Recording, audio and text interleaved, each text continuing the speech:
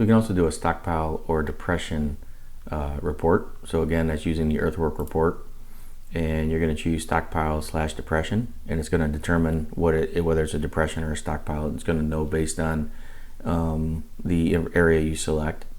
You pick the surface, and you can select a boundary to limit this. So if I come in here and pick, maybe the top of this pond or the outer limit of this pond here, I can then click OK. You can also use the materials here, but I'm going to click OK to this, and it's going to create a depression report.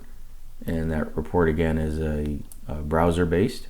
You can see here that the approximate depression volume, so it kind of tells me what my pond storage capacity is going to be in this case, because it is a depression or maybe an area that I need to fill in, and then the area as well, so the volume plus the approximate depression area that's being calculated.